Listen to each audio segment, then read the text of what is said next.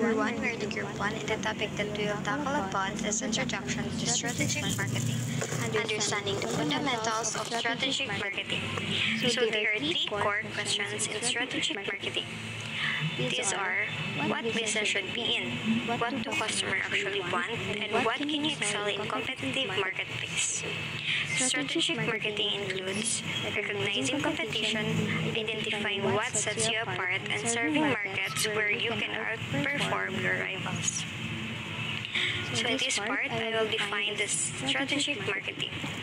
Strategic marketing refers to the process of developing and implementing a comprehensive marketing plan that aligns with the overall business objectives and goals. Means that strategic marketing is a crucial role in business because it helps us to achieve our goals and the things that we want in our business by strategies such as market analysis, competitive analysis, target market selection, and many more about strategies. Good morning, sir. Good morning, classmate. This is my topic, Importance of Strategic Marketing. Helps business achieve their goals and objectives. Provide a focused plan to understand customer needs, optimize resources allocation, effectively target the right audience, and ultimately drive sales and brand awareness, allowing business to make informed decision to gain a competitive edge in the market and maximize profitability. Drive sales and revenue growth. A well-executed marketing strategy can generate brand awareness, increase customer loyalty, and ultimately drive sales revenge growth and trending customer needs and preference in essential for developing products or services that meet their expectations. Enhance brand awareness and reputation.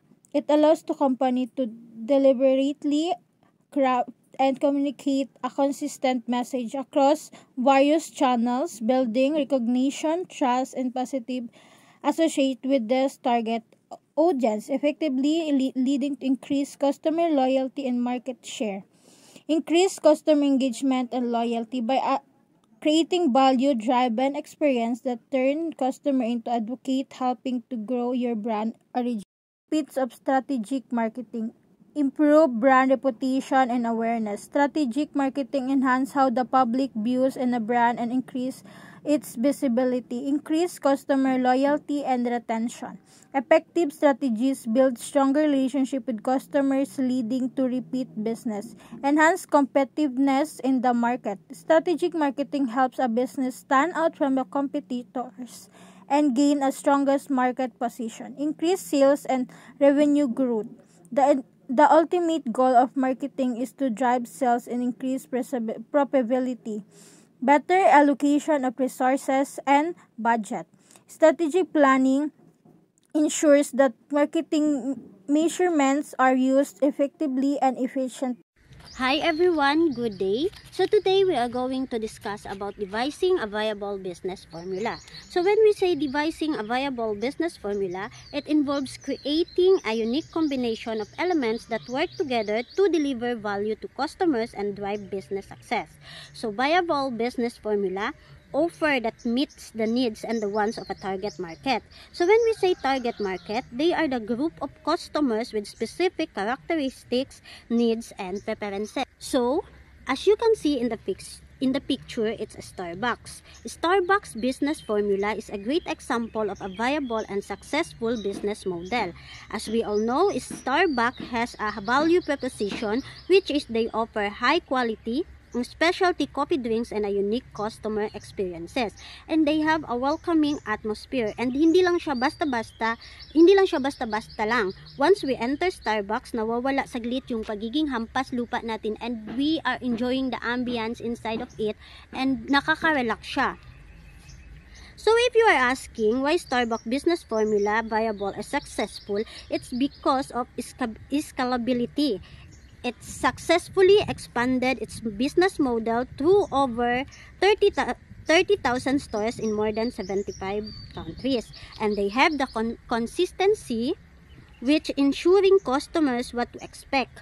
They also have the innovation, which innovates products, services, and experience for them to stay ahead of the competitors.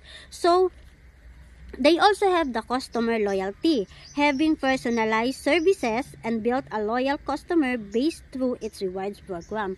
They also offer now the adaptability, which is changing to consumers' preferences, such as the rise of mobile ordering and digital payment. As we all know, Starbucks is we don't need to go to the store. Kung gusto natin umorder, we can order through online platforms. So, proceed na tayo sa a complete change way of thinking. So, when we say complete change way of thinking, it is a strategic marketing calls for a complete change in a way of thinking. From trying to sell everything to everyone to focusing on a unique strengths and selling to specific markets that value them.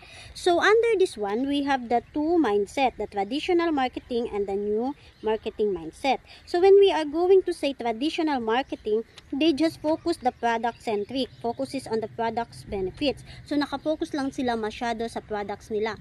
Whether may bibili or wala, basta their main focus is only on the products. While dito sa new marketing mindset, customer-centric, focus on understanding customer needs, preferences, and behavior. So, dito sa new marketing mindset, ito na yung ginagamit natin. Ito na yung mindset na na-adapt natin. Hindi lang tayo basta-basta naglalabas ng product na hindi natin alam kung ano yung kahihinatnan nito. So, dito sa customer-centric, ito na yung mga nag-survey sila about the customer needs, preferences, and ano pa yung dapat na gawin nila in order for them na maging successful yung product na i-deliver o binibenta nila sa market. So, hindi naman tayo pwede labas lang tayo ng product without ensuring and without hindi natin pinag-iisipan kung makaka-profit ba tayo nito or papatok ba tong product na ito. So, kailangan talaga natin para kanino ba tayo naglalabas ng product? Naglalabas tayo ng product para sa customers natin or para sa consumers, kung ano yung kailangan nila, kung ano yung need nila. So, dapat hindi lang tayo maglabas ng product. Kailangan alamin natin kung ano yung mas kailangan or kung ano yung specific na needs ng isang target market natin. In the end, strategic marketing is about making key decisions to steer the company towards success, leveraging unique strengths and targeting a specific customers group, achieve its goals and fulfills its vision.